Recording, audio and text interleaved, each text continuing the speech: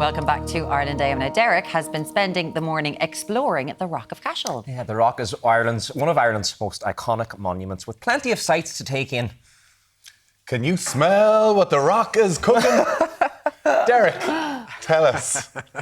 Can you smell what the Rock is cooking? Is right. I kind of feel like Dora the Explorer, guys. Welcome down here to the beautiful Rock of Cashel, set here in the heart of the Munster Vales, down in County Tipperary. Before we chat to Elaine Moriarty, let's chat to Dave Lawler from the OPW. Good morning to you, Dave. How are you, Derek? Yeah, great to be down here. Now, Dave, first up, before we talk about where we are here at the moment, give us a history lesson on the site itself, because it dates back to the 4th century. Yeah, a very ancient site, Derek. There's actually two histories to the site, a royal and a religious history. So from the 4th to the 12th century, the kings of Munster ruled here from the Rock of Cashel. There would have been wooden structures here.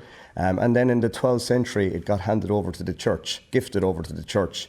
They demolished those wooden structures, they quarried into the limestone rock, and they used the material to construct the 5 ecclesiastical buildings that we associate with the site today. Yeah, now this would have been seen, I suppose, and this was the place of the High Kings of Munster. Absolutely. So great kings would have ruled here, and all the political decisions affecting the bottom half of Ireland, like the likes of Brian Boru became the High King of Munster in 978 before he became the overall King of Ireland, and of course the famous Battle of Clontarf. But a lot of his political decisions here in the 10th century would have affected what went on in the province of Munster at that time. We move on from there then to the Cromwellian massacre. Tell us about that period of history.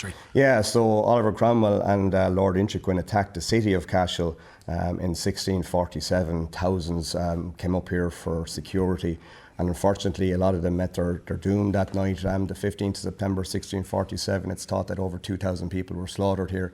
So it's a very sad era, and it reflected by the carvings that you see dotted throughout, a lot of solemn, grim expressions. Sad history. From there, then, we move into the ecclesiastical period where it was handed over to the church. Yeah, in 1101, the kings were losing power. I suppose Ireland ecclesiastically was changing. The kings were losing power. The church was now ultimately the power. So they gifted the site over. And from the 12th century right up until 1749, essentially, this was the centre of religious power around Munster and even within Ireland also. When people come to visit here, Dave, what can they expect to see on the site? So there are 5 buildings. Chronologically, the Round Tower is the oldest building. It dates back to the year 1101. Cormac's Chapel, 1127, which is architecturally arguably the most important building we have in Ireland. It's a fully intact Romanesque church. Flanking towers with 12th century fresco inside. We have the 13th century St. Patrick's Cathedral, beautiful Gothic structure. And then the last 2 buildings, the Archbishop's Residence, 15th century, a square tower house. And indeed the building we're standing inside now at the moment is the Hall of the Vicar's Choral, built for 8 members of a professional male choir whose job it was to sing.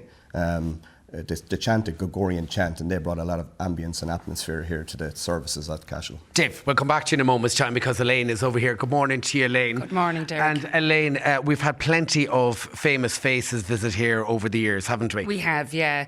I suppose one of the most important visits for us as a staff was in 2011 when Queen Elizabeth visited the site with the Duke of Edinburgh. So that was quite a historic moment for us. And I mean, you were telling me earlier on the security operation that was involved in that at the time. It was amazing for us to experience that because obviously it's not part of what we do every day.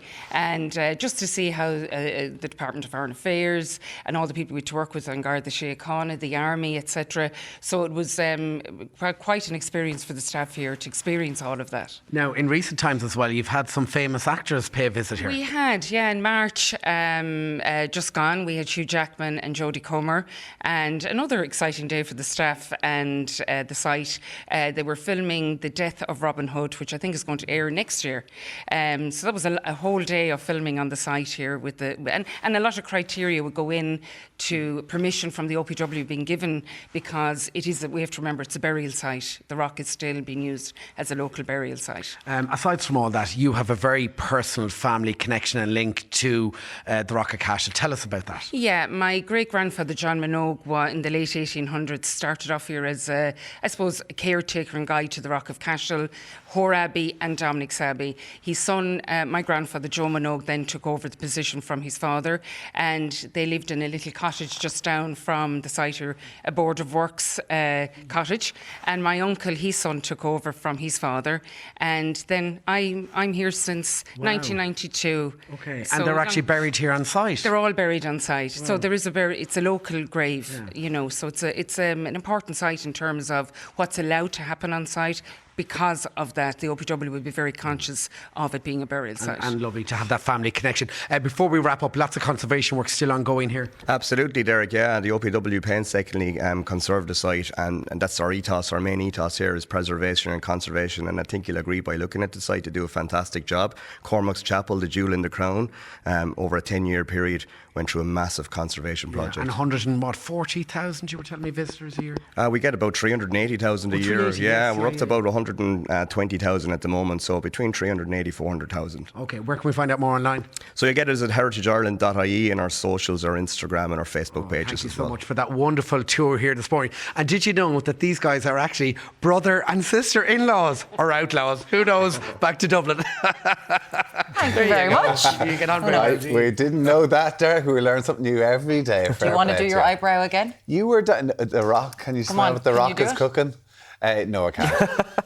If you missed it, Can you do the people's I can eyebrow? do it. There it is. Can you There, do look. Zoom in on that. There it is there.